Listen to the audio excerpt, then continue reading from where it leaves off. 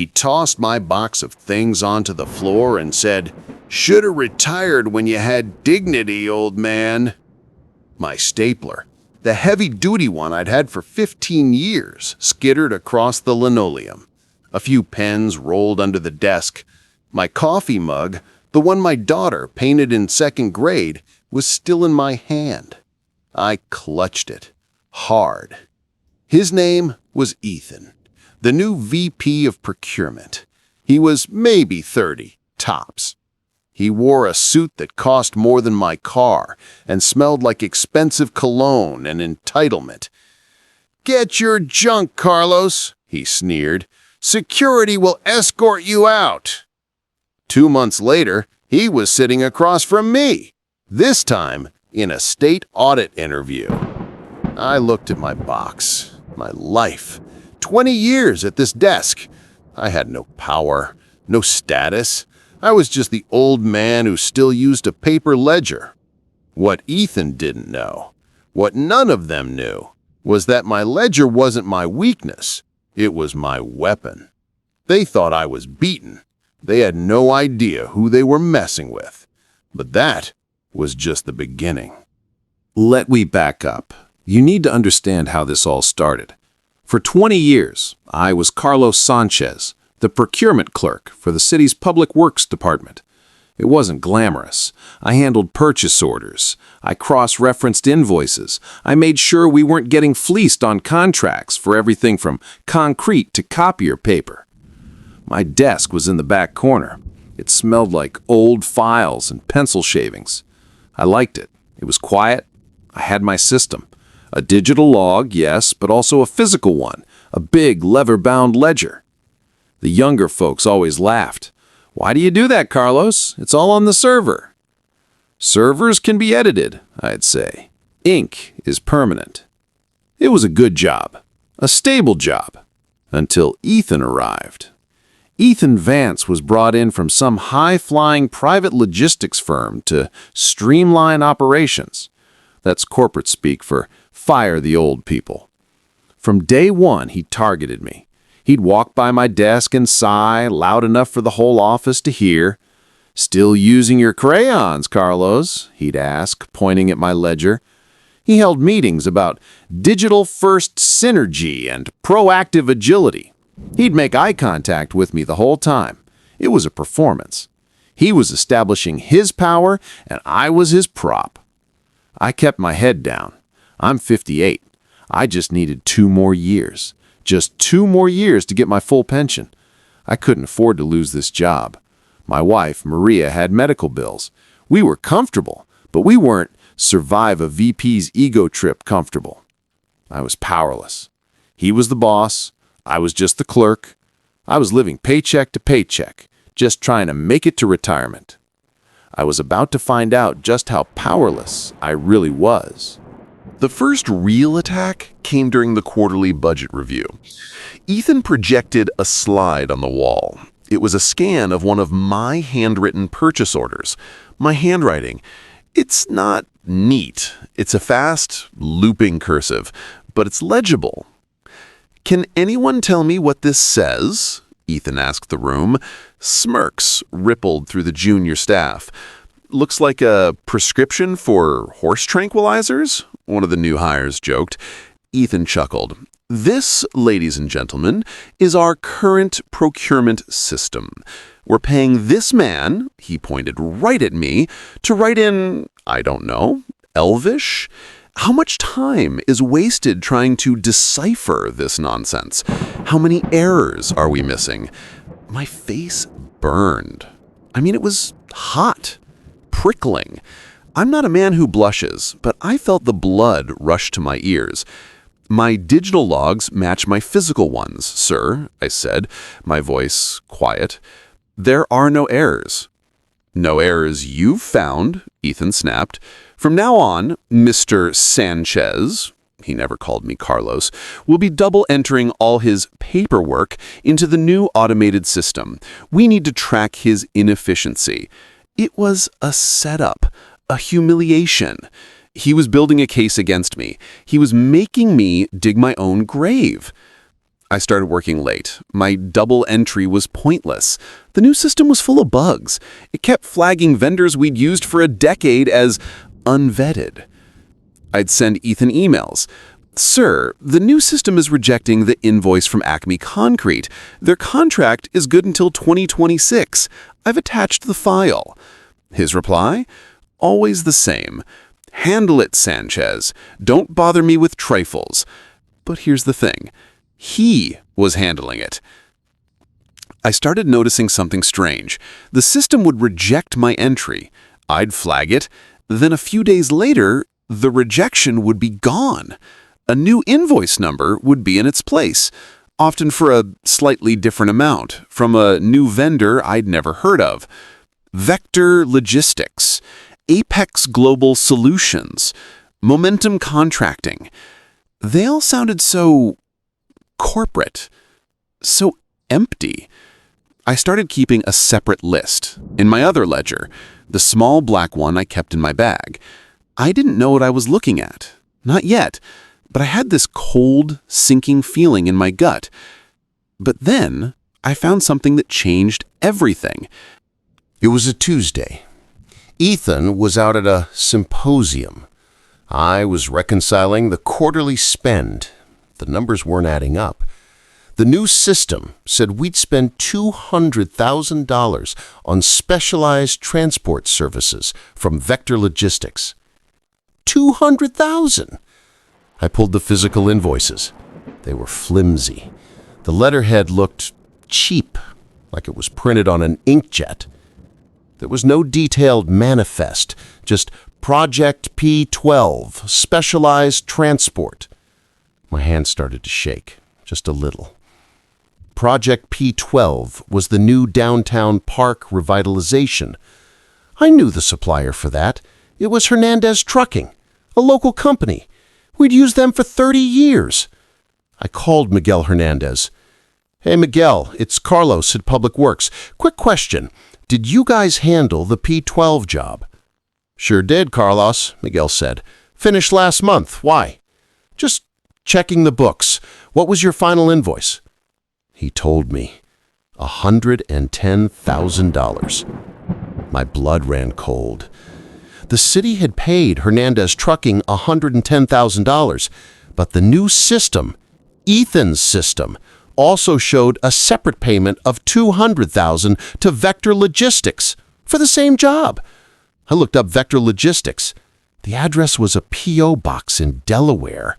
The company was registered just 3 months ago, right after Ethan started. My stomach just dropped. This wasn't an error. This was theft. I thought confronting him would work. I was so naive. I thought the truth mattered. I was wrong.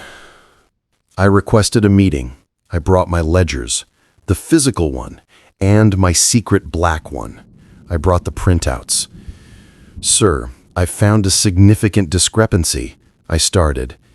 Ethan didn't even look up from his phone. A what? A discrepancy. It looks like we've double paid for the P12 project. Once to Hernandez and again to a new vendor, Vector Logistics. He finally looked up. His eyes were flat, dead. And it's $200,000, sir, to a company with a P.O. box address. He smiled, a thin, reptile-like smile. Carlos, you are a clerk. A clerk. Your job is to enter data, not analyze it. You clearly misunderstood the contract. Vector handled the interstate logistics. Hernandez handled local. It's above your pay grade. Now get out. But sir, I pushed. My voice was shaking now. The manifests are identical. There was no interstate component. It was all local aggregate. I have the logs from... Are you accusing me of something, Sanchez? His voice dropped. The temperature in the room plummeted. This was it, the moment. I looked at his expensive suit, his cold eyes, the institutional power behind him. I looked at my worn-out shoes. I'm just saying the paperwork doesn't look right? He stood up. He walked over to my side of the desk, grabbed my black ledger, my secret one, and tossed it in the trash. "This is what I think of your paperwork," he said. "You're a relic, old man. You're trying to cover your own incompetence by stirring up trouble. You're done. Get out." "I can't fire me," I whispered. "I've been here." "I can, and I am. Inefficiency, insubordination, gross incompetence. Pick one." That's when he told security to get my box. That's when he threw my life onto the floor. That's when I stopped playing fair. I went home. Maria met me at the door. She saw the box. Her face just crumpled. "Carlos? What? No." He fired me, mija. That night was the longest of my life. I sat at our small kitchen table. I couldn't breathe. I was 58. Fired for inefficiency. Who hires a 58-year-old procurement clerk with that on his record? We were going to lose the house. We'd have to tap into the 401k early, pay the penalties. Maria's medical bills? I can't win this. The thought just echoed in my head. I can't win. Ethan had all the power. He controlled the servers. He controlled the narrative. I was just a crazy old man with a ledger he'd thrown in the trash. I actually thought about just giving up, calling it a day. Maybe I could get a job as a greeter at the hardware store. I was at rock bottom, utterly defeated. I sat there until 3 a.m, just staring at the wall. Then, my phone buzzed. It was a text from my niece, Sophia. "Hey, Tio, just landed. So excited to see you and Tia Maria tomorrow. How's work?" Sophia, my brilliant, sharp-as-a-tack niece. I'd forgotten. Sophia wasn't just my favorite niece. She was a junior auditor for the State Contracting Oversight Office. What I discovered next gave me exactly what I needed. Sophia came over the next day. I tried to pretend everything was fine. "Tio, you look terrible," she said, skipping the hug and just staring at me. "And why are you home? What happened?" So I told her everything. The new boss, the elvish handwriting, the double entry, the weird invoices, vector logistics, the P.O. box, the confrontation, the trash can. I expected her to be angry, to comfort me. She wasn't. She was focused. "He threw the ledger in the trash?" she asked. Her voice was sharp. "Yeah, my secret one. All my notes." "Tio Carlos," she said, pulling out her own laptop. "Did he throw away the trash?" I don't know. I was escorted out." "Call the night custodian," she ordered, "right now. You know him, right, Frank?" "Yeah, Frank. We talk baseball." I called Frank. My hands were shaking again. "Frank, it's Carlos." Yeah, it was rough. "Listen, Frank, this is a crazy question. My old office, Ethan's office. Did you empty the trash last night?" A pause. "You mean the new VP?" "Nah, he has a private service, white glove. They come in at 7 a.m., shredding and disposal. Very secure." I told Sophia. "Damn it," she hissed. "He's covering his tracks. He knew that ledger was evidence." So it's over?" Sophia looked at me. "Over? Tio, he thinks the evidence is gone. He thinks you're just a sad old man. He is underestimating you. That's his first mistake." "But what about my notes? They're gone." "Did you take anything home?" I thought. "No. Wait. Yes. The day before, I took home my old P12 file to review, the original file with the Hernandez contract." Sophia's eyes lit up. "Okay, good. What else?" And then it hit me. I laughed at my paper ledger, I said. He never once asked about my digital backups. The server? No, my hard drive. The one in my desk drawer. The one I back up every Friday. The one he probably tossed in that box. I ran to the garage, to the cardboard box security had given me. And there it was, under my stapler, my 5-terabyte external hard drive. They thought they'd won. They had no idea what was coming. We plugged it in. It was all there. 20 years of data. Every purchase order, every invoice, every contract. And most importantly, deal. What's this? Sophia asked, pointing to a folder labeled Recon. Reconciliation, I said. It's my weekly digital backup. I scan my paper ledger pages and save them as PDFs, just in case. Sophia just stared at me. You digitized your analog backup? Well, yeah. Ink is permanent, but paper burns. You need a backup for the backup. She started to laugh. Tio Carlos, you are not a clerk. You are a damn archivist. This is everything. We found the scans of the last 3 months. All my handwritten notes about Vector, Apex, Momentum, my suspicions, the dates I'd flagged them. Okay, Sophia said, her auditor brain taking over. Here's the plan. We can't just walk in. He's a VP. He's protected. We need an official investigation. But they'll just say it's me, a disgruntled employee. No, she said, because you aren't going to report it. I am. Or rather, our office is. She explained the process. Public Works gets state funding for major projects. That P12 park revitalization, it used a state grant. That means, she said, our office has jurisdiction.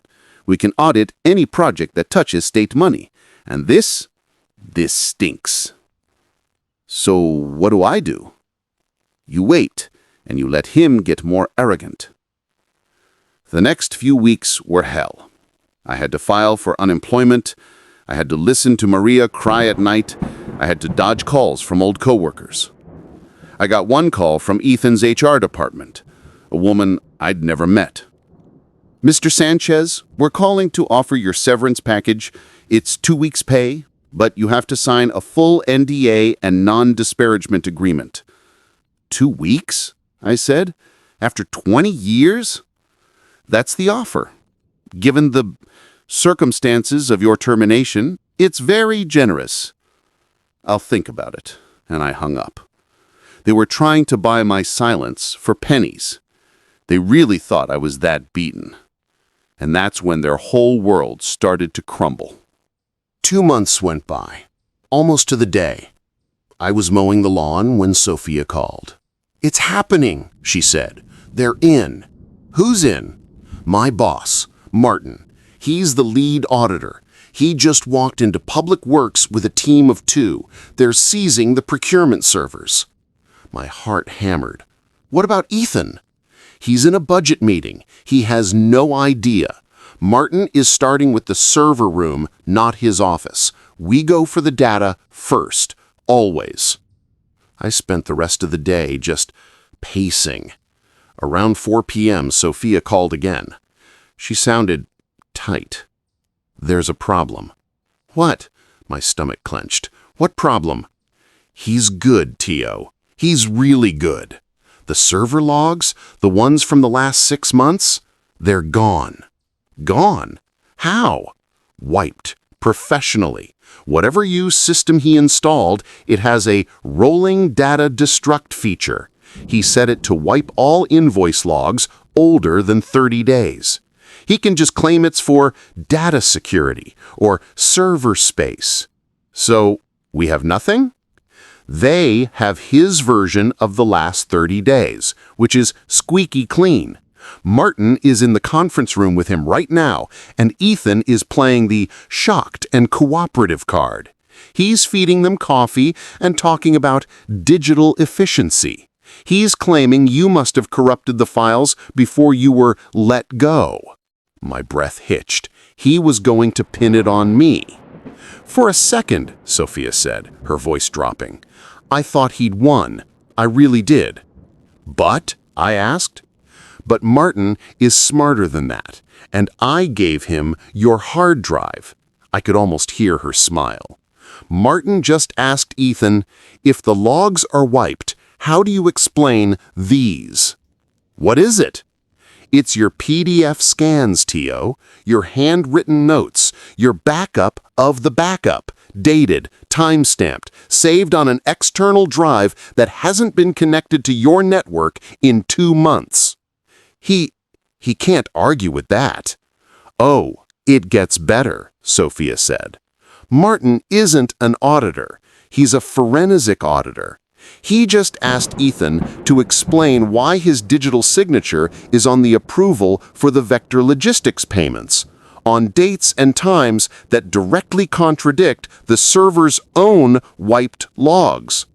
Silence. Ethan, Sophia said, is no longer smiling. This is where it gets really good. See, the skate contracting office doesn't just do an audit. When they find fraud, criminal fraud, they do interviews. Sophia called me.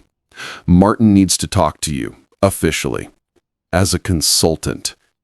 A consultant? You're the only one who can read your Elvish, she laughed, and you're the only one who knows the real system. They're bringing you in. When? Tomorrow, 10 a.m., conference room B. I didn't sleep.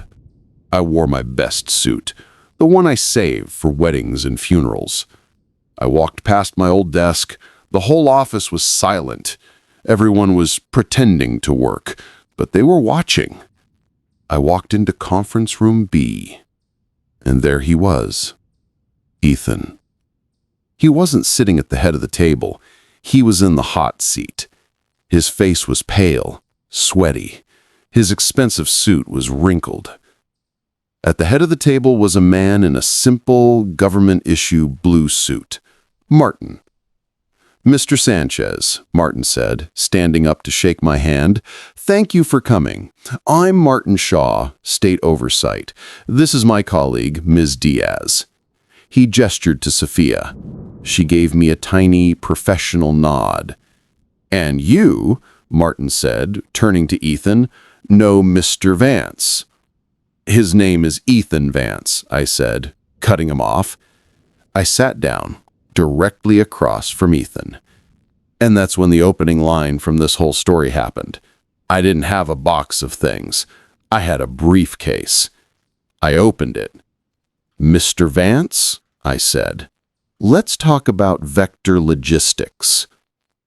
The look on his face when he realized who I was and what I was?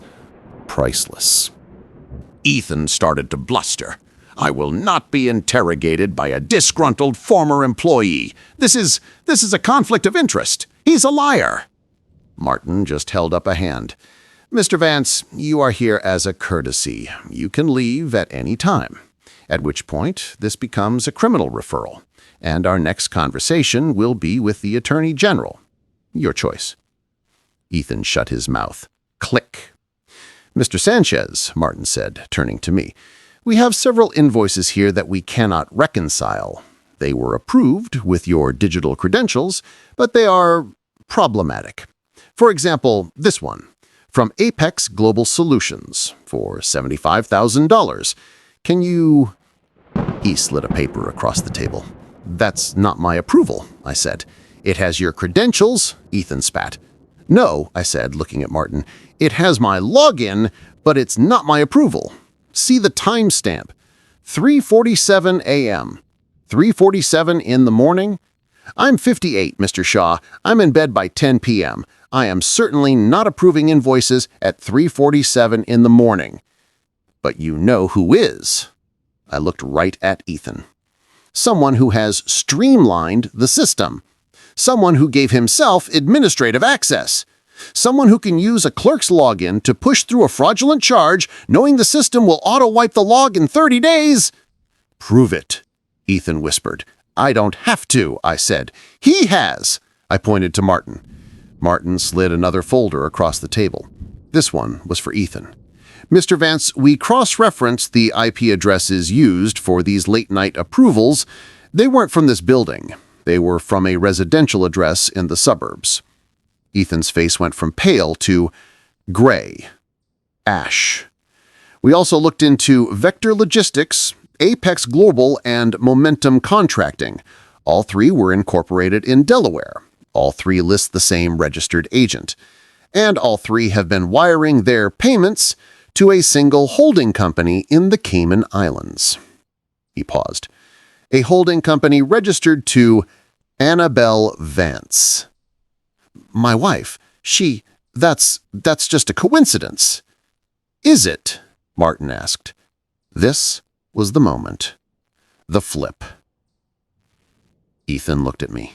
The hatred in his eyes was pure. You, he hissed, you senile old... I just kept the books, Ethan, I said quietly. I just did my job. You're the one who told me ink is permanent. You just didn't realize digital ink counts too. He lunged. He actually lunged across the table at me. He didn't even make it halfway before Martin and another state agent had him by the arms, pinning him against the wall. This interview, Martin said, straightening his tie, is over. They didn't just escort Ethan out. They walked him out. In handcuffs. The entire office, that big, open-plan space he designed, went completely silent. You could hear the click of the cuffs. That junior staffer who joked about horse tranquilizers, his mouth was wide open.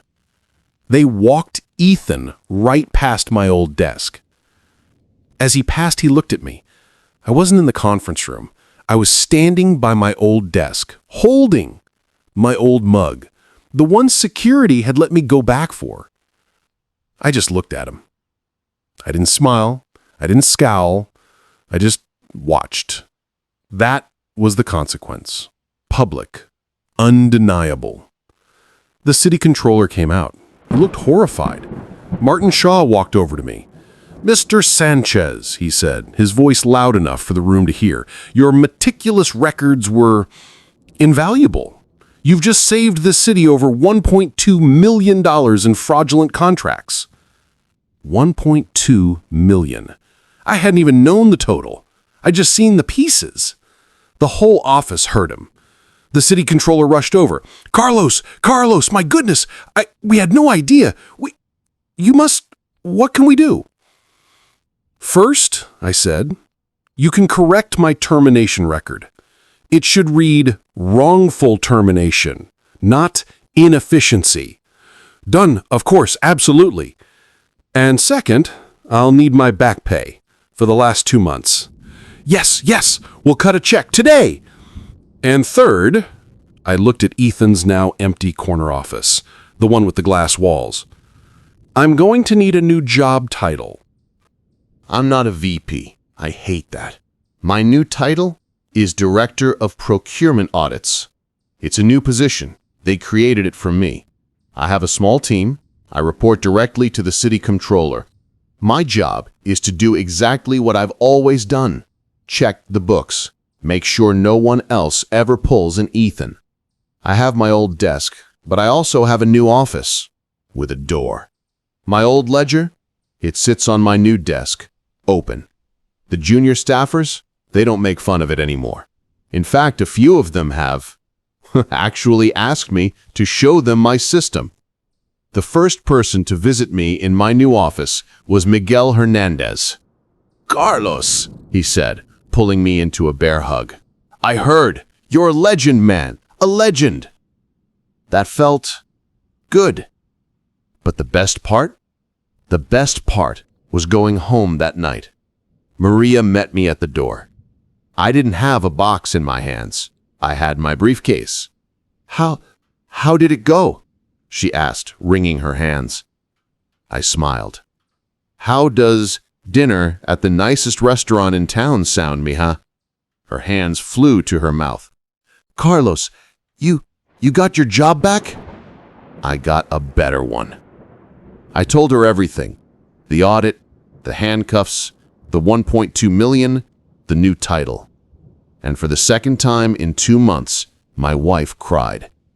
But this time, they were the right kind of tears. I can finally breathe. Ethan, he's facing multiple felony charges: fraud, embezzlement, wire fraud. His wife filed for divorce. He lost everything. Not because of me, because he was arrogant.